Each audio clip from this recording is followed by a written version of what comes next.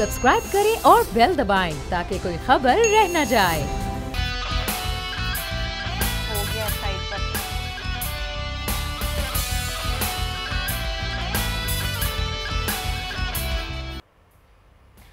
अस्सलामुअलैकुम नाज़रीन, प्रोग्राम में आपको कहेंगे खुशामदीद। मैं हूं महविश अनस और मेरे साथ मौजूद हैं बोल न्यूज़ के एडिटर इन चीफ नज़ीर लगारी साहब। नाज़रीन, प्रोग्राम में आज हम बात कर लेंगे कि गैर कानूनी तजावुज़ात के खिलाफ हुकूमत का एक्शन जारी है और लाहौर में खोखर पैलेस से जो मुतसिल मकानात और मार्केट थी उसको मिसमार किया गया और उसके बाद आज हम देख रहे हैं कि सियालकोट में भी ज़िले इंतज़ामिया हरकत में आ गई है और नून लीगी रहनुमा जो कि ख्वाजा आसिफ साहब हैं, ख्वाजा आसिफ साहब की मुबैना हाउसिंग कॉलोनी के खिलाफ ये कार्रवाई की गई है और कॉलोनी के जो दफातर हैं उनको मिसमार कर दिया गया। दफातर में 6 करोड़ 32 लाख रुपए मौजूद थे जो निकालने भी नहीं दिए गए, ये बताया जा रहा है। साथ साथ प्रोग्राम में आज इस पर बात करने के बाद हम बात कर लेंगे कि हुकूमत मुखालिफ 11 जमातों का इत्तेहाद यानी पीडीएम की तरफ से वज़ीर आज़म को मुस्ताफ़ी होने की जो डेडलाइन दी गई थी उसका आज आखिरी रोज़ है। वज़ीर आज़म ने इस्तीफ़ा दिया और ना ही उनका ऐसा कोई इरादा है। पीडीएम का जो अहम तरीन सरबराही इजलास है वो 4 फरवरी को तलब किया गया है। मौलाना फजलुर रहमान की ज़ेर सदारत ये होगा जिसमें सेनेट इंतखाबात मुश्तरका तौर पर लड़ने के हवाले से मुशावरत होगी। वज़ीर आज़म, स्पीकर कौमी असम्बली और वज़ीर आला पंजाब के खिलाफ मुमकिना तौर पर जो तहरीक अदम एतमाद है उस पर भी मुशावरत होगी। लगारी साहब, अब जिस तरह से आज 31 जनवरी है, जो डेडलाइन दी गई थी हुकूमत को वज़ीर आज़म को मुस्ताफ़ी होने की, वो तो गुजर गई। ये जो कहा जा रहा है कि पीडीएम ख़त्म हो गई, पीडीएम तहलील हो गई, आपके ख्याल में ये दुरुस्त है कहना, क्योंकि डेडलाइन तो आज गुजर गई? क्या वो हालात तब्दील हो गए हैं जिनकी वजह से पीडीएम बनी थी? वो हालात वैसे के वैसे मौजूद हैं और जो है अपना हुकूमत ने अपने रवैयों में तब्दीली नहीं लाई है, उसने वो अपना रवैये तब्दील नहीं किए हैं, उसने बल्कि हद धर्मी बढ़ी है और एक झूठ पर तकरार करना बढ़ा है, जुल्म और ज़्यादती बढ़ी है, महंगाई तारीख़ की बुलंद तरीन सतह पर पहुँची हुई है और दावे ये किए जा रहे हैं कि महंगाई हमारे दौर के शुरू होने से पहले जो महंगाई थी उससे भी नीचे चली गई है। अब इस दावे को कोई मानेगा? कोई मानेगा कि 53 रुपये में चीनी बिक रही है? कोई मानेगा इस बात को कि आटे की वो कीमत है जो उस वक्त थी? कोई मानेगा कि अशियाए सर्फ जो है उसी कीमत पे बिक रही हैं? यानी ये बात किसी की समझ में आएगी? मगर ठीक है, दावे हैं और सीना जोरी है, शहनशाहियत है, बादशाहियत है, अंदर एक शहजादा पल रहा है जो शहजादा बादशाह मुअज़्ज़म बनना चाहता है, जो शहनशाह मुअज़्ज़म बनना चाहता है, जो जलालुद्दीन अकबर बनना चाहता है, जो ज़हीरुद्दीन बाबर बनना चाहता है। वैसे तो ज़हीरुद्दीन बाबर उनके साथ हैं, हमारे बाबर अमान साहब, लेकिन सूरत हाल वही है जिसकी बुनियाद पर पाकिस्तान के अवाम, पाकिस्तान की अपोजिशन और पाकिस्तान की अपोजिशन का इत्तेहाद ये इस्तीफा मांग रहा था। वो अपनी मंजिल पर पहुंचे ही नहीं पहुंचे। 31 दिसंबर आया, गुजर गया, 31 जनवरी आई, गुजर गई। सही बात है, लेकिन किया क्या पीडीएम ने? पीडीएम क्या वो पीडीएम ने जलसे किए, अवाम को मोबिलाइज किया, अवाम को साथ लिया, अवाम के साथ चले हैं और अब भी अवाम के साथ चलेगी पीडीएम, क्योंकि पीडीएम का बयानिया वो है जो पाकिस्तान के अवाम का बयानिया है, उसमें कोई फ़र्क नहीं है। इस हुकूमत ने लोगों की जान निकाल दी है, लोगों की खाल उतार ली है और इस वजह से लोग, पाकिस्तान के लोग भी और अपोजिशन भी इस सूरत हाल से निजात चाहते हैं। निजात तो वो चाहते हैं, लेकिन लगारी साहब, आपको नहीं लगता कि पीडीएम के जो मकासद थे वो तो पूरे नहीं हुए? अब 4 फरवरी को जो इजलास होने जा रहा है उसमें ये डिसाइड होगा कि सेनेट इंतखाबात मुश्तरका तौर पर लड़ने हैं। अगर ये सब कुछ ही करना था और इनको पता था कि सेनेट में और कौमी असम्बली में जाकर ही चीज़ें बदल सकते हैं, तो फिर ये लोग सड़कों पर क्यों आए? सड़कों पर आना वक्त की ज़रूरत थी और अब भी है। जब इलेक्शन में हिस्सा ले रहे हैं, जब सेनेट के इलेक्शन में हिस्सा ले रहे हैं, तो क्या इस बात से दस्तबरदार हो गए हैं कि वो सड़कों पर जो है नहीं जाएंगे? वो तो अब भी सड़कों पर जाएंगे। वो इस सेनेट के इंतखाबात के दौरान भी, उसके बाद भी, उससे पहले भी सड़कों पर जाने का ऑप्शन तो उनके लिए खुला हुआ है।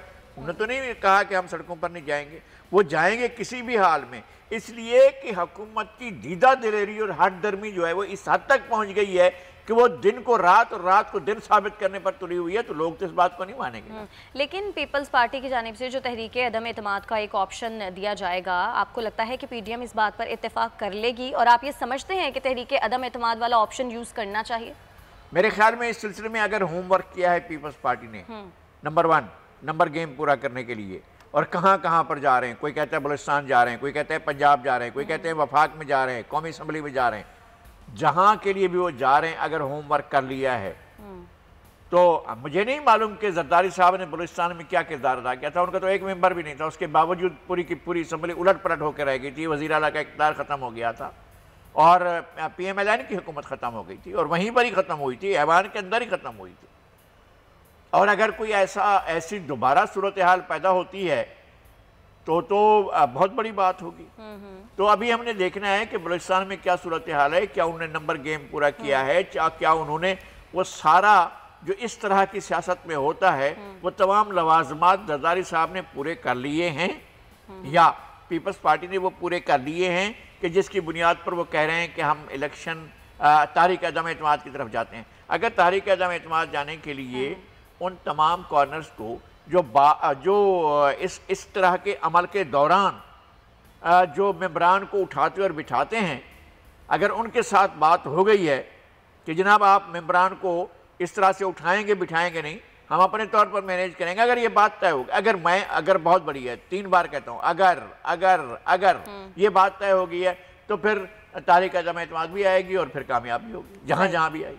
अच्छा लगाई साहब, अब वो जो गैर कानूनी तजावुज़ात के खिलाफ हुकूमत का एक्शन है उस पर बात कर लेते हैं। आज सियालकोट में ख्वाजा आसिफ साहब की मुबैना तौर पर जो हाउसिंग कॉलोनी है उसके खिलाफ ऑपरेशन किया गया और वहाँ पे सब कुछ मिसमार कर दिया गया। आप क्या समझते हैं, वो कॉलोनी वाकई गैर कानूनी थी या फिर ये जो नून लीगी रहनुमा कह रहे हैं कि नून लीगियों के खिलाफ इंतकामी कार्रवाई की जा रही है, ये वाकई इंतकामी कार्रवाई? 2 नुक्ते नज़र आ रहे हैं। एक नुक्ता नज़र हुकूमत का है जो कह रही है कि गैर कानूनी थी, और एक नुक्ता नज़र अपोजिशन का है जो कह रही है कि ये कानूनी थी, तमाम कानून के तकाजे पूरे करके बनाई गई थी।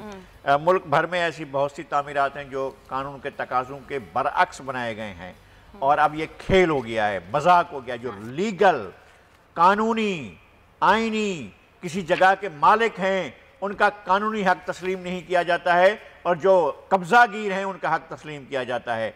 ये एक बहुत बड़ा सितम है और ये चीज़ें बढ़ रही हैं। और क्या हुकूमत के पास यही एक ज़रिया था और कोई नोटिस दिए बगैर, कोई इतला दिए बगैर? ये तो कह रहे हैं कि नोटिस दिया गया, अपोजिशन कह रही है कोई नोटिस नहीं दिया गया।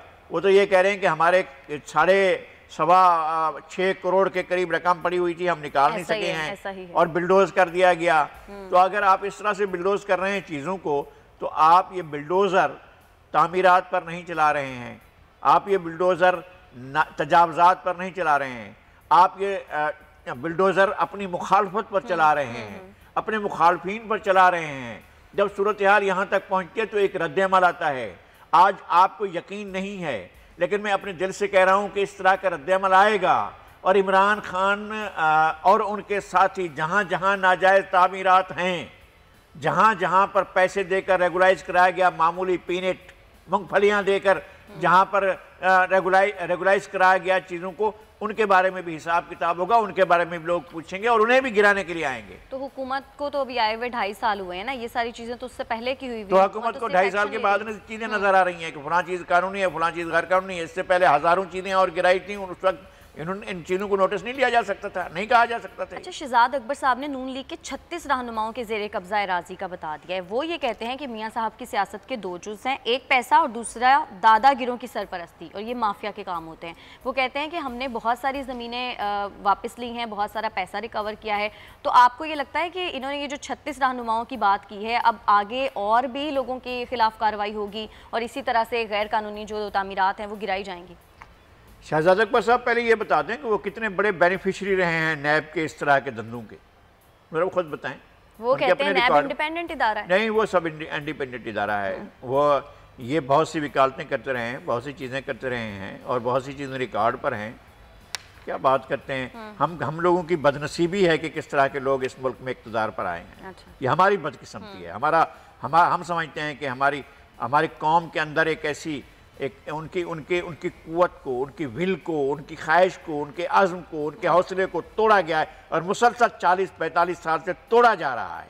पाकिस्तान के लोगों के आज़म को, पाकिस्तान के लोगों की उमंग को, आरजू को, उनकी ख्वाहिशों को कुचला जा रहा है। और आज एक ऐसा इंतहा हो गई है कि जिसमें दीदा दिलेरी से लोगों की ख्वाहिशों को पामाल किया जाता है। और इसमें कोई शक नहीं है कि क्या कहने हैं शहजाद अकबर साहब के। अच्छा, लगारी साहब, वज़ीर दिफा परवेज़ खटक साहब ने एक बयान दिया। उन्होंने कहा कि अगर मैं साजिश करूं तो इमरान खान साहब की हुकूमत एक दिन भी ना चल सके। उसके बाद उनको वजाहत देनी पड़ी अपने इस बयान के ऊपर। उन्होंने कहा तन मन धन से वज़ीर आज़म साहब के साथ हूँ, इमरान खान साहब के मुझ पर बहुत सारे एहसानात हैं। ऐसा बयान दिया ही क्यों जब बाद में उसकी वजाहत करनी पड़ी? इसलिए कि सच मुँह से निकल जाता है। एक दूसरी बात यह है कि परवेज़ खटक साहब इस हुकूमत के जब भी होता है खात्मा, उसके बाद ये पीटीआई के साथ नहीं होंगे, और उससे पहले भी पीटीआई के साथ नहीं थे, कहीं और से आए थे, नंबर 1। और नंबर 2 ये कि उन्होंने तो ये भी कहा है कि मैं जिसके साथ होता हूँ उसको आसमान तक ले जाता हूँ, और जिसका साथ छोड़ता हूँ उसको सिफर बना देता हूँ।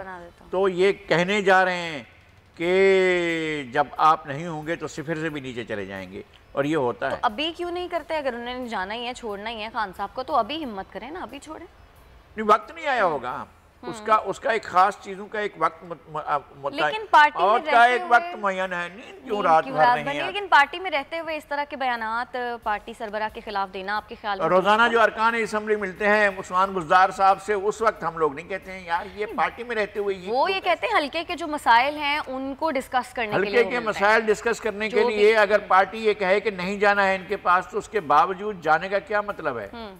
क्या हल्कों के वो मसाइल हल हो जाते हैं? ऐसा नहीं है। लोगों के दिल छोटे होते हैं, लोगों की अप्रोच छोटी होती है, लोगों के कद छोटे होते हैं, हालांकि बड़े नज़र आ रहे होते हैं। इसलिए लोग जो हैं जो खौफ में, हिरास में इनकी तरफ चले जाते हैं, उस पर तालियां बजाते हैं। जब अपने लोग एक जुमला उनके मुंह से फिसल जाता है और फिसल कर नीचे गिर जाता है, जब वो माइक के सामने चला जाता है, जब वो जुमला जो है लोगों में फैल जाता है, जब वो जुमला गली गली पहुंच जाता है, इनको ख्याल आता है भाई तरदीद होनी चाहिए, फिर तरदीद करवाते हैं। और फिर क्या, लेकिन क्या सूरत हाल बदल गई है? ऐसी सूरत हाल नहीं है। मैं समझता हूँ बहुत से लोग हैं कि जो वक्त आने पर खाने आज़म को, मुग़ल आज़म को तनहा छोड़ देंगे। अच्छा लगाई साहब, असद उमर साहब आज दौरे पर हैं, शिकारपुर, सखर, जैकबाबाद का 2 रोज़ा दौरा करेंगे। आप क्या समझते हैं कि जो शिमाली सिंध के मसाइल हैं वो हल हो सकेंगे इनके इस दौरे से? लोगों को कोई उम्मीदें रखनी चाहिए क्या? क्योंकि वो वहाँ के लोगों के मसाइल सुनने के लिए आए हैं, 2 रोज़ा दौरा करेंगे। वो जानते हैं उस इलाके के मसाइल जानते हैं, उनको पता है, पता तो करने आए हैं, उनको पता है शिकारपुर में क्या मसला है, उनको पता है कदकोट का क्या मसला है, क्या उनको पता है कश्मीर का क्या मसला है, या वो जानते हैं कि कश्मीर क्या है? वो जानते हैं उनके अंदर कि कश्मीर बुनियादी तौर पर है क्या चीज़, जानते हैं कि कंदकोट जो है उसके अंदर डेमोग्राफी क्या है, लोगों की सोच क्या है, लोगों की अप्रोच क्या है, लोगों का तर्ज अमल क्या है, लोगों का तर्ज जिंदगी क्या है, क्या जानते हैं? एटलीस्ट पता तो करने आए हैं ना। तो पता करने हैं, मेहरबानी होगी इनकी, बड़ी नवाजिश होगी, उसके बाद हल करना इनके पास में नहीं है। अच्छा, बहुत से मामलात हैं ऐसे, शिकारपुर से लेकर कश्मीर तक जो तनाज़ात फैले हुए हैं, उनको तो पीपल्स पार्टी नहीं हल कर रही है, ना हल कर पा रही है। ये उनको जाकर हल करेंगे। उनको क्या पता है कि तेगू खान तेगानी के साथ कैसे निपटना है, सुंदर खान सुंदरानी के बेटे के साथ, उनको क्या पता है कि जनाब हमने बाबुल खान जकरानी के बेटों के साथ क्या करना है, उनको क्या पता है कि हमने जाकर शेर मोहम्मद बुजरानी के बेटों के साथ क्या कैसे निपटना है, क्या पता है उन्हें? वो जानते हैं इस मुल्क, इस रीजन के, इस इलाके की डेमोग्राफी और वहाँ के लोगों के मिजाज और लोगों का अंदाज वो जानते हैं? नहीं जानते हैं ना। पहले आप किसी चीज़ को ठीक करना चाहते हैं, पहले पता तो हो आपको किस चीज़ को ठीक कर रहे हैं, उस चीज़ को, वो चीज़ उसमें खराबी क्या, इस बात को जानते हैं। मैं कहता हूँ 10 दौरे और भी कर लें तभी इनको पता नहीं चलेगा ना। उनके अंदर नहीं है ये इनबिल्ट चीज़। आपके पास होती है कि आप एक समाज को, एक सोसाइटी को, एक खित्ते को, एक इलाके को, एक जगह को आप समझते हैं, उसकी खुशबू सूंघते हैं, तो पता चलता है आपको करना चाहिए, किसका काम है। मेरा ख्याल है कि पीपल्स पार्टी को समझना चाहिए, वो इख्तियार में है बहुत अरसे से, और वहाँ ऐसे मसाइल मौजूद हैं, ख़ासतौर पर कबायली इश्यूज़ मौजूद हैं, इनको हल करने की ज़रूरत है। मैं कहता हूँ कि जनाब असद उमर साहब 10 साल यहाँ पर बैठ जाएं तब भी उनके हल करने के काबिल नहीं है ये मसाइल, उनके समझ में नहीं आएंगे, तो हल क्या करेंगे? चलो भाई साहब, कराची के लिए भी तो 1100 अरब का एक पैकेज का ऐलान किया था वफाकी हुकूमत ने, उसका क्या हुआ? 1100 अरब में से 800 अरब तो सूबाई हुकूमत के थे, वो पहले ही पैकेज कर रही थी, फिर वफाक ने कहा चलें आप मिलकर करते हैं, फिर उसके बाद उन्होंने बैठकर इन चीज़ों पर स्ट्रेटेजी बनाई है। पैसे कहीं आसमान से नहीं आएंगे, पैसे यहीं पर ही होंगे। एनएफसी के पैसे हैं जो अभी तक सिंध को नहीं मिले हैं, बहुत से और पैसे हैं, आप सारे करके देंगे, और फिर भी आप जाकर बैठें, कोई काम तो शुरू करें। काबीना का इजलास, उसका कमेटी का इजलास होता है, आपके वजीर साहब जो है उठकर वजीर आला पर चढ़ाई कर देते हैं, और उनके साथ इस तरह का रवैया करते हैं जैसे अपने मुलाजिम के साथ तो किया था। उनको ये पता नहीं, ऐसा नहीं है। उन्होंने भी तो शिकायत मैं कहता हूँ कि शिकायत करना क्या मतलब है, ये शिकायत भी ना करें और कहें कि जनाब आप बात करते जाएं। दोनों ने ही की है ना शिकायत, दोनों को मैं एक ये दूसरे के कहता रवैये हूँ से कि शिकायत। उनकी शिकायत ये है कि वजीर आला वफाकी वजीर का तर्ज अमल ठीक नहीं था। कम अज कम आप गुफ्तगू तो सही कर सकते हैं, आप गुफ्तगू तो दलील के साथ, आप आंखें चढ़ाकर अगर किसी से बात करेंगे तो कौन बात सुनने को तैयार होगा। वो ये कहते हैं कि वो भी इसी तरह से बात करते हैं। जो असद उमर साहब फिर क्यों माफी मांग रहे थे, किस लिए कह रहे थे कि माजरत खाऊं? उसी जगह पर, वहीं पर, उसी जगह जिस कमेटी के इजलास होता वहां से असद उमर साहब भी मौजूद थे। तो असद उमर साहब क्या वज़ीर आला के साथ थे? वो तो जैदी साहब के साथ थे और उन्होंने माजरत की थी। तो क्या वो इसीलिए खामखाई माजरत कर रहे थे? उनको पता था कि उनके पार्टी के साथी ने, उनके वजीर ने, उनके साथी वजीर ने जो है वो तर्ज अमल ठीक नहीं किया, जिसकी वजह से उन्हें माफी मांगनी पड़ी थी। सही, ठीक है। अच्छा लगाई साहब, वफाकी वजीर असद उमर साहब ने एक ट्वीट भी किया है। उन्होंने कहा है कि महंगाई की जो शरह है वो मुसलसल नीचे गिर रही है। वजीर आजम साहब ने भी कुछ इसी किस्म का बयान दिया है। तो अगर वाकई ऐसा है तो हमें मान लेना चाहिए, क्यों नहीं? हमें मान लेना चाहिए। दूध और शहद की नहरें बह रही हैं, हमें नजर नहीं आती हैं, हम तो बिल्कुल कोर चशम है। हमारी तो आंखों में कुछ शायद बीनाई हमारी ख़राब हो गई है, हमें नज़र नहीं आता है कि हम यहाँ पर एक तरफ जो है दूध की नहर बह रही है, एक तरफ शहद की नहर बह रही है, एक तरफ जो है मेवे जन्नत के पड़े हुए हैं, एक तरफ जो है खाने आज़म की इनायात और उनकी सारी की सारी जो बरकतें हैं वो फैली हुई हैं। लोगों का जीना दो बार हो गया है। ये किसको नहीं मालूम है? इस माल आप किसको बेवकूफ़ बना रहे हैं? कॉन्फिडेंट होकर ऐसा बयान कोई कैसे इसीलिए दिया जाता है। ये हिटलर ने कहा था कि इतना जोर से झूठ बोलो, इतनी ताकत से बोलो, तवातुर से बोलो। वो गोयबल था ना, ये सारे गोयबल्स हैं। वो इतनी ताकत से बोलो कि जनाब लोग समझेंगे यही सच है। अब लोग समझेंगे जनाब वाकई महंगाई जो है वो कम हो गई है, इनके कहने से कम हो रही है। चीज़ें तो महंगी है ना। अभी कल आपको पता है पेट्रोलियम मसनूआत की कीमतें एक बार फिर से बढ़ने जा रही हैं। पेट्रोल की कीमत बढ़ेगी तो सारी चीज़ों की कीमतें बढ़ेंगी। तो हम फिर उनकी इस बात को कैसे लेकर बैठेंगे जनाब कीमतें कम हो रही हैं? वो कैसे कह रहे हैं? मैंने जब ये बयान मैं यही बात मैं कह रहा हूँ कि गोयबल्स ने अब हम लोग बेच तो जाने ना कि सईदो साहब क्या कह रहा था। आपने सुना है नाम सईदो साहब? 2003 में जब इराक पर हमला हुआ और अमेरिकी फौजें बगदाद में दाखिल हुई तो सईदो साहब जो है तड़ियां दे रहा था, अमेरिका दाखिल तो हो, यहाँ आए तो सही, कदम तो जमाए, इधर आए तो सही। और वो वहां पर और ये कह रहे थे ये वज़रा जो हैं सईदो साहब हैं, ये वज़रा जो हैं गोयबल हैं और इनको यही नजर आ रहा है। और इनके जो चीफ हैं वो महा गोयबल हैं और इनके चीफ जो है महा सईदो साहब हैं और उन्हें यही नजर आता है। वो इसी तरह देखते हैं कि कीमतें कम हो रही हैं, लोग चीख रहे हैं, लोगों की चीखें निकली हुई हैं। तारीख में इतनी बड़ी महंगाई नहीं हुई जितनी आज के दौर में, आज के दिन तक है। पाकिस्तान में कभी ऐसी महंगाई नहीं हुई है। और ये कह रहे हैं कि देखें हलवे, आपको हलवा नजर नहीं आ रहा, आपको जो है ये हमें जो हम दूध की शहद की नहरें बहा रहे हैं ये आपको नजर नहीं आ रहा। आप देख रहे हैं शेर और बकरी एक घाट पर पानी पी रहे हैं, आपको नजर ही नहीं आ रहा है। आपको आपकी आंखें ही नहीं है। तो हमारी भाई आंखें नहीं, हमें नजर तो नहीं आ रहा। कुछ नजर नहीं आ रहा। लगारी साहब, वज़ीर आला सिंध की कारकर्दगी पर हलीम आदिल शेख साहब ने एक वीडियो बयान दिया है और वो ये कह रहे हैं कि सिंध में अंधेर नगरी चौपट राज है और वज़ीर आला सिंध को ये बात पता है कि वो जाने वाले हैं और वो इसीलिए फटाफट अपनों को नवाज रहे हैं। वाकई वज़ीर आला सिंध साहब को ये पता है कि वो कहीं जाने वाले हैं? ये तो हलीम आदिल शेख साहब को पता होगा, मुझे बिल्कुल नहीं पता है। हलीम आदिल शेख साहब के पास पता नहीं कोई ख़ास इल्म होता है, ख़ास उनके पास होती हैं, ख़ास उनके पास चीज़ें होती हैं जो मेरे पास नहीं हैं और मुझे ना वो कहीं से भी नज़र नहीं आता है। वो सारी चीज़ें जिस तरह से उन्हें नज़र आता है। हमारे अजीज़ हैं, बच्चे हैं, भाई हैं, छोटे हैं, हम उनके बारे में क्या कहें? उन्होंने कुछ इल्ज़ामात भी लगाए हैं वज़ीर आला सिंध पर। उन्होंने कहा अदालत के हुक्म के खिलाफ 19 ग्रेड से 20 ग्रेड में बहुत सारे अफसरान को प्रमोट किया गया। जिनको गलत किया गया उनको फ़ौरन हटाया जाना चाहिए। जो चीज़ गलत हुई है उसको हम भी कहेंगे गलत हुई है। जिस तरह से तरक्कियाँ दी जाती हैं, जिस तरह से निचले ग्रेड के लोगों को उठाकर ऊपर लाया जाता है, अगर कोई मेरिट बनता है, अगर कोई चीज़ बनती है, कोई ख़ुसूसी चीज़ होती है तो उसका लोगों को भी पता होना चाहिए। बहुत से ऐसे लोग हमने देखे हैं, हम भी जाकर उनके साथ बात करते हैं, मिलते हैं, मालूम होता है कि जनाब खाली पीपे रखे हुए हैं, कुछ करने वाले नहीं हैं और लोगों के काम नहीं करते हैं। लोग वो ज़लील व ख्वार होते हैं। आप जाएँ सेक्रेटेरिएट में, आप जाएँ मुख्तलिफ इदारों के दफातर में, लोगों के बात हवा में उड़ा देते हैं, सुनते ही नहीं हैं।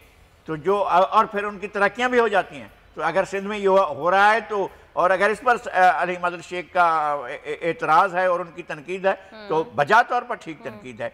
अगर लोगों की तरक्कियाँ मामूल के मुताबिक नहीं होती हैं, और उनके सीनियरिटी के हिसाब से नहीं होती हैं, और उनकी सर्विसेज के एतबार से नहीं होती हैं, उनकी कारकर्दगी के एतबार से नहीं होती हैं, तो फिर ये खामखा की तरक्कियाँ होती हैं, अपने लोगों को खुश करना होता है। नहीं तो वैसे वो कायदे हिज़्ब इख्तलाफ भी तो बन गए हैं ना, उन्होंने इस वजह से भी शायद इस तरह का बयान दिया हो। कायदे हिज़्ब इख्तलाफ भी थे, पार्लिमानी लीडर भी हैं और कायदे हिज़्ब इख्तलाफ भी हैं, और हम तो उनकी तरक्की के लिए दुआगो हैं और तरक्की करें। सही। लगारी साहब, कोरोना वैक्सीन के हवाले से अब कुछ बात कर लेते हैं। कोरोना वैक्सीन लाने के लिए पाक फ़ज़ाइया का खुसूसी तैयारा चीन, और अब से कुछ देर के बाद वो वहाँ से तकरीबन 5 लाख के करीब डोजेज़ हैं जो चीन फ्री में दे रहा है पाकिस्तान को। तो आप क्या समझते हैं, अच्छा इकदाम है ये? अब कोई ऐसी अच्छी बात को भी मैं ऐसा तो नहीं हूँ कि जनाब मैंने हर चीज़ की खराबी ही कहनी है। मतलब मैं कहूँ कि नहीं बहुत बुरी बात है भाई ये क्यों ला रहे हैं, नहीं बिल्कुल एक कम है। और हमें इस बात की मायूसी थी कि हुकूमत आर्डर नहीं कर रही थी, हुकूमत वो इस तरह की वैक्सीन के हुसूल के लिए कोशिशें करती नज़र नहीं आ रही थी। लेकिन चीन की हुकूमत तो हर बुरे हालत में, हर बुरे वक्त में हमारे साथ 5 लाख तो वो फ्री में दे रहे हैं ना, लेकिन पाकिस्तानी हुकूमत को ऑर्डर तो करना है ना, ये तो फ्री में मिल रही है, आगे तो नहीं फ्री में फ्री को पहले उन्होंने वो बहुत सी चीज़ें किट्स भी आपको फ्री में दी थी। आपको जो आप कोरोना टेस्ट कर रहे थे वो टेस्टिंग सारा प्रोसेस भी वो फ्री में दे रहे थे।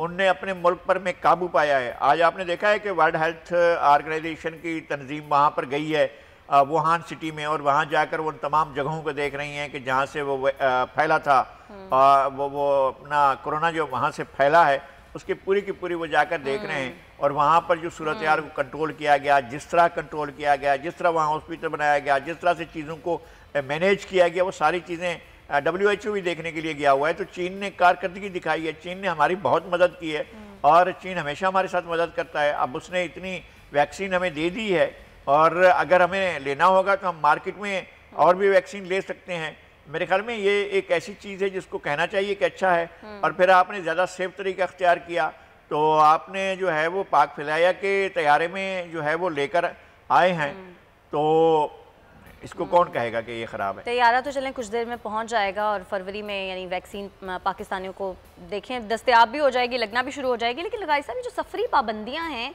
ये किसी तौर पर कम नहीं हो रही हैं। वैक्सीनेशन अगर लग रही है कंट्रीज़ में, तो ये सफरी पाबंदियां आप क्या समझते हैं, अब ख़त्म नहीं हो जानी चाहिए? बिल्कुल ख़त्म होनी चाहिए। और पाकिस्तान ने तो बरतानिया के ऊपर सफरी पाबंदी लगाई थी, मुख्तलिफ बरआज़म अपने यहाँ नहीं आने दे रहे हैं लोगों को। बाज़ इलाकों में आमद रफ्त है। ऑस्ट्रेलिया बहुत दूर है, वहाँ पर जो है उसने भी अपने मुल्क में लोगों की आमद रफ्त पर पाबंदी लगाई है। अगर हमारी ये आवाज़ ऑस्ट्रेलिया पहुँच रही हो तो हम तो ये चाहते हैं कि वो नहीं और भी बड़े बहुत से ममालिक हैं जहाँ पर सफरी पाबंदियाँ हैं, ये नहीं होनी चाहिए। लेकिन अच्छी बात यह है कि वैक्सीन से मुकाबला शुरू हो गया है, और वो ममालिक भी अब ज़्यादा देर तक इन पाबंदियों को नहीं रख सकेंगे। दुनिया का कारोबार चलना है ना, अगर आपने। लेकिन एक बात और सुन लें, वो ये है कि पहले ये खबर दी थी बिल गेट ने, और अब जो है ये फिर बिल गेट्स की तरफ से ये खबर आई है कि एक और वबा पीछे आ रही है। बचना भाई, अभी हम एक से नहीं निकल पाए, ये खबर वही दे चुके हैं। सही। और उन्हें ही इस सूरत हाल का इल्म होगा कि वो क्यों इस तरह की बात कर रहे हैं। सही है, ब्रेक ले लेते हैं। जब हम वापस आएंगे तो फिर कोरोना वायरस के हवाले से ही मजीद बात करेंगे, क्योंकि स्कूल्स भी कल से खुल रहे हैं, इस पर बात करेंगे, साथ रहिएगा।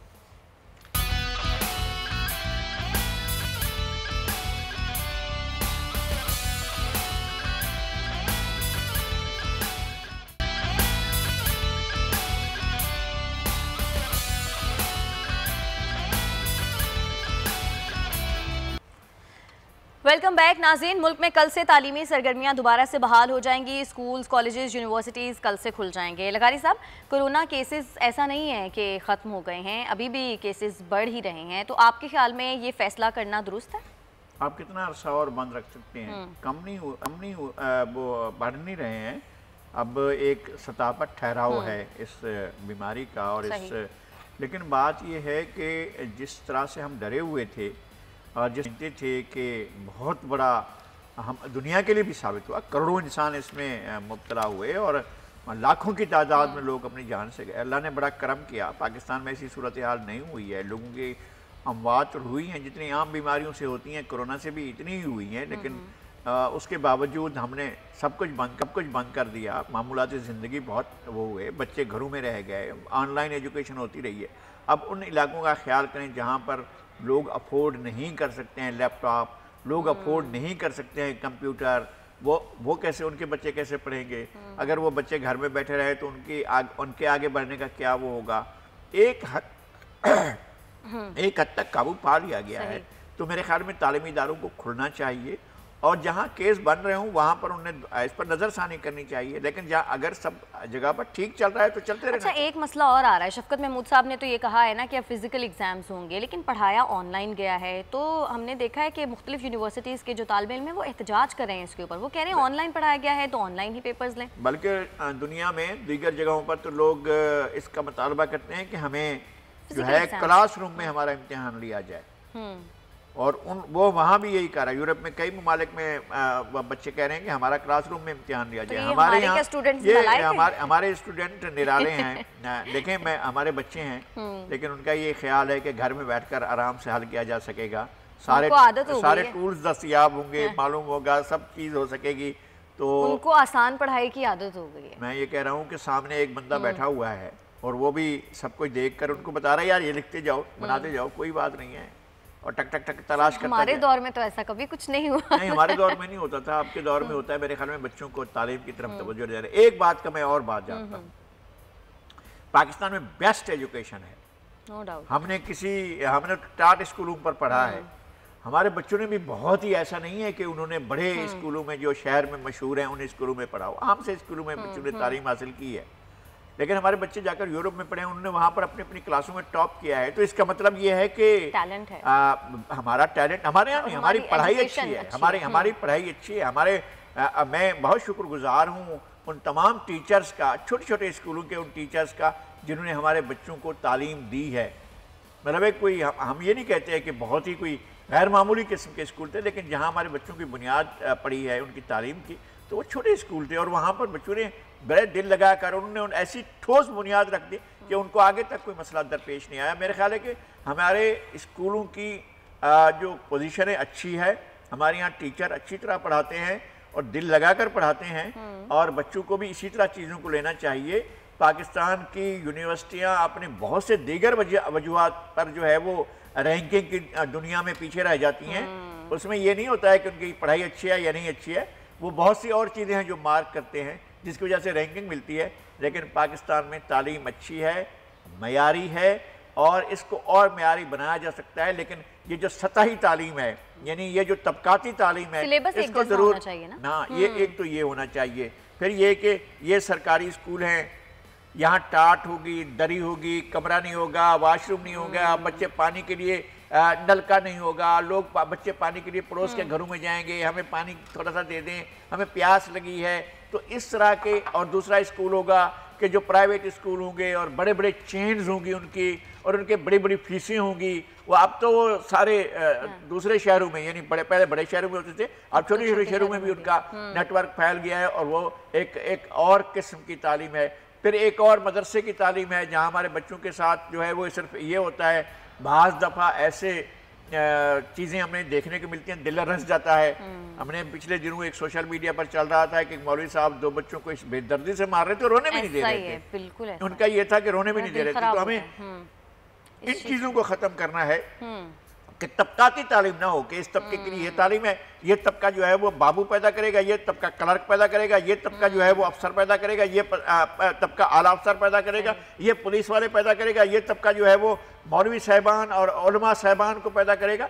इस तरह नहीं, आपको सबका दीन का इल्म भी होना चाहिए, दुनिया का इल्म भी होना चाहिए, और यकसां निज़ाम तालीम होना चाहिए। अच्छा लगारी साहब, सांघर में एक बड़ा अजीबो गरीब सा वाक़या पेश आया। सपेरों ने पुलिस रवैये सांप छोड़ एहतजाज किया प्रेस क्लब के सामने।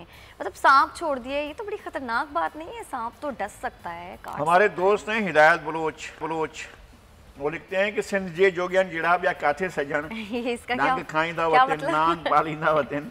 ये तो सिंध के सपेरे हैं बेचारे, उनका क्या है, वो तो डंक भी उनको लगते रहते हैं, वो फिर भी सांप पालते रहते हैं। तो ये तो चलता है, वो खुद भी डंक, असल में वो उसके जहर निकाल दिया जाता है। जो उनके उसमें पटारी में सांप था ना, वो सांप जो है उसका जहर निकला हुआ होता है, वो किसी को नहीं।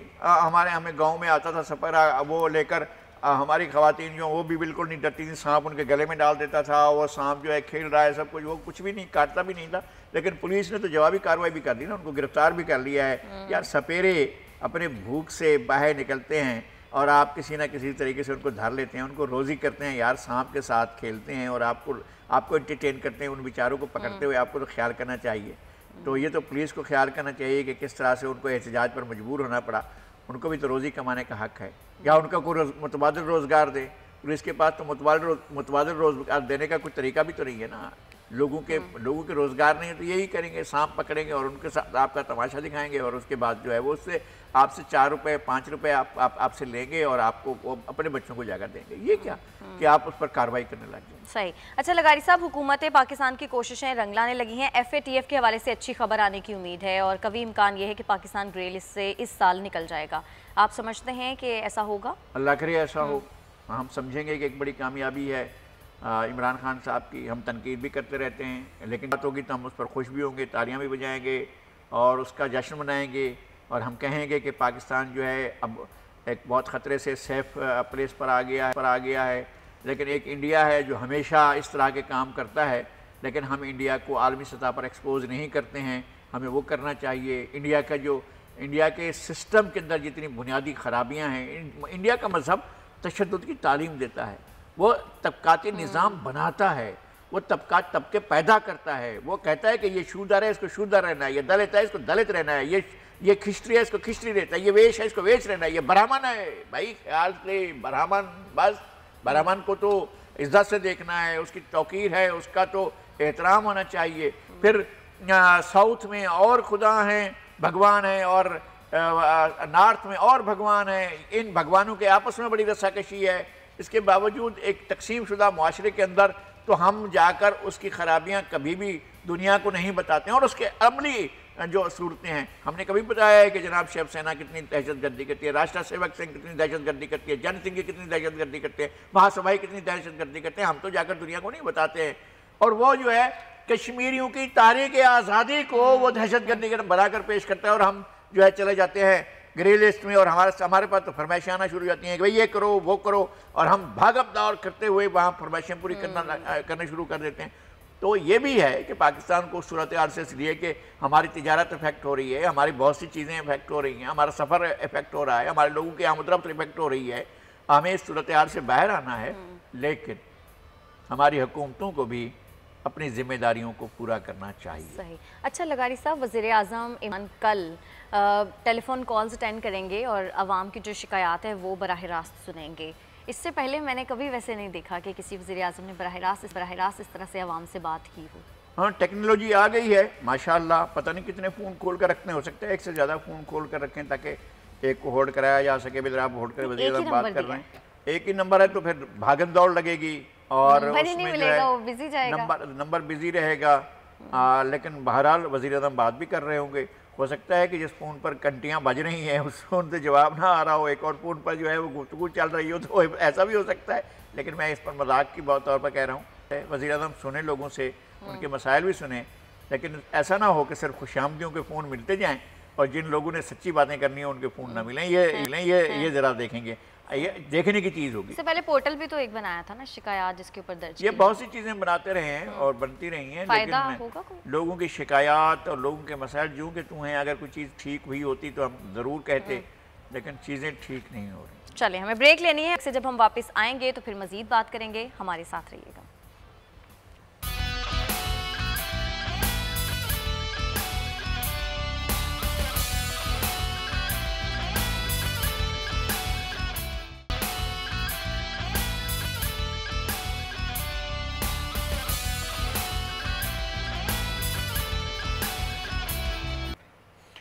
वेलकम बैक नाज़रीन। अफसोसनाक खबर ये है कि अदाकारा शान की वालिदा नीलो कल वफ़ात पा गई थी और आज उन्हें सुपुर्दे खाक कर दिया गया। सीनियर अदाकारा कुछ अरसे से बीमार थी और ख़ानदानी ज़राए ये बताते हैं कि वो अलालत के बायस अस्पताल में ज़ेरे इलाज थी।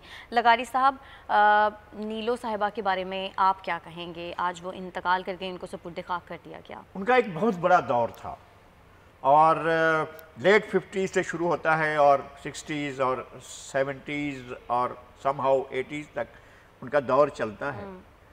मैं समझता हूँ कि बहुत से पाकिस्तान में अदाकारों ने एक बहुत बड़ा अपना कमाल दिखाया था और फिल्म इंडस्ट्री को ज़ियाउल हक ने कत्ल कर दिया था। और फिल्म इंडस्ट्री के कत्ल से पहले जो फिल्म इंडस्ट्री थी वो इंडिया हाउस से गाइडेंस लेता था। बॉलीवुड हमेशा फॉलो करता था इसको, हमारे लाहौर के स्टूडियोज़ को, लाहौर की फिल्म इंडस्ट्री लॉलीवुड को करता था। ये तो ये नाम भी अजीब लगता है, भारत तो इसको फॉलो करता था। और उसमें एक बहुत मुमताज़ बहुत बड़ा नाम जो था वो नीलो का नाम था। और नीलो को तो बहुत बड़ा एजाज़ हासिल है कि जनाब उन्होंने मर्दानावार डट कर कहा था कि मैं शहनशाह के आगे रक्स नहीं करूँगी। और कालाबाग नवाब अब कालाबाग ने उन्हें अगवा करा लिया था और उन्हें गोलियां खिला दी गई थी और उन्हें बहुत मारने की कोशिश की गई थी। और फिर जालिब ने इस पर लिखी थी वो जो फिल्म जरका में रक्स जंजीर पहन कर भी किया जाता है।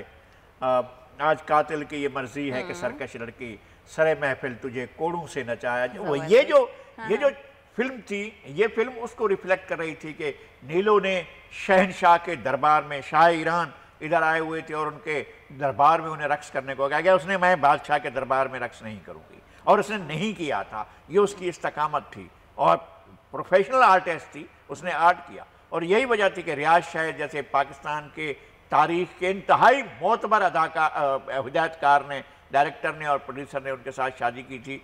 और फिर उसके बाद वो भी एक बहुत बड़े आदमी थे। जरका फिल्म भी उन्होंने बनाई और बहुत सी ऐसी यादगार फिल्में बनाई थी जो पाकिस्तान में एक बहुत अरसे तक अपना असर कायम रखती थी। उन्होंने बड़ी बागियाना फिल्में बनाई थी। और एक पाकिस्तान का नैरेटिव हमारी उस फिल्म इंडस्ट्री ने जो 60s, 70s, 50s की फिल्म इंडस्ट्री थी, उसने पाकिस्तान का रियल नैरेटिव दिया था, जो बाद में आकर ज़ियाउल हक ने उसको सत्यानाश कर दिया, तबाह बर्बाद कर दिया। आज का जो ड्रामा हो रहा है, हम फख्र करते थे कि पाकिस्तान के ड्रामे के ऊपर, आज तो शर्मिंदगी होती है पाकिस्तान का ड्रामा देख कर। तो अब तो ऐसे, बहरहाल मैं ये नहीं कहता हूँ कि मैं पुराने ज़माने का आदमी होने की वजह से नए ज़माने की नई चीज़ों को पसंद नहीं करता हूँ। मैं हमेशा नई चीज़ों को पसंद करता हूँ, लेकिन ऐसी बोगस चीज़ें जो नई चीज़ के नाम से आती हैं वो तो बहुत ही वाहियात होती है। मैं समझता हूँ हमारा ड्रामा पीछे गया है। वो दौर अच्छा था, वो दौर। मैं माजी परस्त नहीं हूँ भाई, पहली बात ये है, बिल्कुल नहीं हूँ माजी परस्त। वो दौर जो था फिल्म इंडस्ट्री की अरूज का दौर था। उसके बाद कहाँ है? इंडिया में अब भी नए तजर्बे हो रहे हैं। हमने कौन से नए तजर्बे किए? हमारा प्रोड्यूसर निकल गया, हमारा डायरेक्टर निकल गया, हमारे स्टूडियो बिक गए, हमारे स्टूडियो पर महला तामीर हो गए, हमारे स्टूडियोज के ऊपर जो है वो मॉल्स बन गए, शॉपिंग मॉल्स बन गए, प्लाजे बन गए। कहाँ है? हमारे सिनेमा खत्म हो गए। हमारे लाहौर में इतने स्टूडियोज होते थे कि हैरान। शबाब किरानवी की फिल्में चल रही है, रात दिन शूटिंग हो रही है। रियाज शाहिद की फिल्म बन रही है, रात दिन शूटिंग हो रही है। लेकिन पाकिस्तानी हसन तारे की फिल्में बन रही है, रात दिन। नजरुल इस्लाम की फिल्म बन रही है, रात दिन शूटिंग हो रही है। वैसे कमाल के लोग थे जनाब। फिल्म इंडस्ट्री जवाल का शिकार हुई होगी, लेकिन पाकिस्तानी जो ड्रामा इंडस्ट्री है वो तो काफी तरक्की कर रही है। ये आपको लग रहा है कि ड्रामा तरक्की कर रहा है? ड्रामा ने पाकिस्तान की अखलाकियात पर एक क्वेश्चन खड़ा किया है, एक गुंजलक पेचीदा एक ताल्लुक बनाया सोसाइटी के अंदर। सोसाइटी के अंदर अब भी वही मसला पेश कर रहा है ड्रामा। जो मसला था कि किट्टू की शादी बंटी से क्यों नहीं हुई, बंटी की शादी किंटू से और उसकी शादी में, ये सारे का सारा ड्रामा, ये दुखड़ा है हमारे ड्रामे। आज दुनिया तो बहुत आगे जा रही है, बड़े बड़े नए मसाइल पर बात हो रही है, वो नहीं हो रहा है ड्रामा। अच्छा खैर, आपकी अच्छा लगाई साहब, मोहम्मद उस्मान जो कि मशहूर ज़माना चार्ली चैपलिन का जिन्होंने किरदार अदा किया, उनको मिले, वो बेरोजगारी का शिकार थे और वो शौकत यूसुफजई साहब के बड़े शुक्रगुजार हैं। शौकत यूसुफजई साहब, अगर आप देख रहे हैं, अगर आप सुन रहे हैं, अगर आपको कोई बताए तो मैं आपको सलाम कर रहा हूँ। आपने एक अच्छा काम किया और हमारे पेशावर के चार्ली चैपलिन को आपने जॉब दिलवाई है। अल्लाह करे जॉब तो दिलवा दी, अब तनख्वाह भी दिलवाएंगे तो आपका बड़ा कमाल हो जाएगा। ये तो अच्छी बात है। बात दफ़ा ऐसा होता है कि लोगों को जॉब मिल जाती है, तनख्वाह नहीं मिलती है। ऐसा हमारे यहाँ भी हुआ है। सिंध में भी 12,000 टीचर हैं, दर धक्के धक्के खा रहे हैं, उनको तनख्वाहें नहीं मिली हैं। वो उनकी ज़िंदगी के चैप्टर को ही यहाँ पर पीर मज़हर के दौर में जॉब्स दी गई, उसके बाद उनको तनख्वाहें नहीं मिली हैं। अब इस बात को कितना अर्सा हो गया? तकरीबन 12 साल का अर्सा होने वाला है, इनको तनख्वाहें नहीं मिली।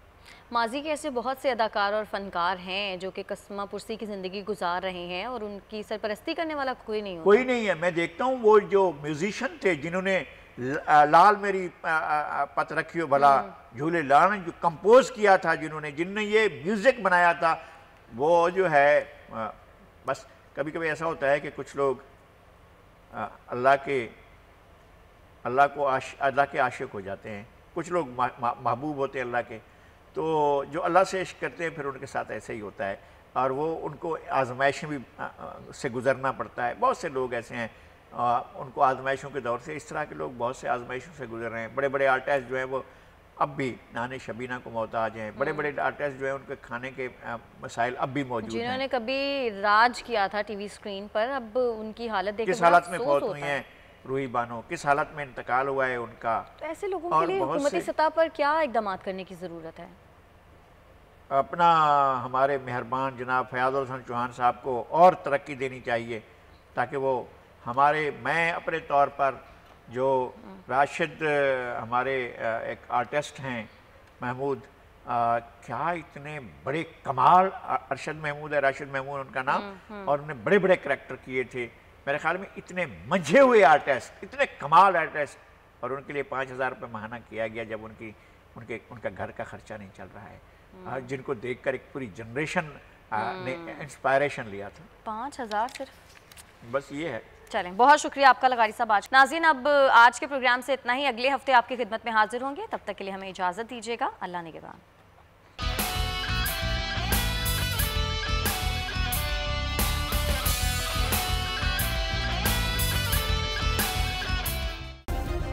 सब्सक्राइब करें और बेल दबाएं ताकि कोई खबर रह न जाए।